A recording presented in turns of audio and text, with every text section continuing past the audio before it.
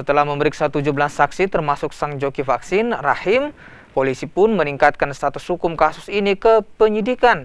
Rencananya, polisi akan melakukan gelar perkara sebelum menetapkan tersangka. Dalam kasus joki vaksin, polisi menerapkan Undang-Undang Nomor 4 Tahun 1984 tentang wabah penyakit menular. Perlu kami jelaskan, untuk perkara ini kami sudah naikkan ke tahap penyidikan. Sebentar kita akan gelar untuk penentuan siapa tersangkanya, untuk gelar perkara terkait penentuan tersangka.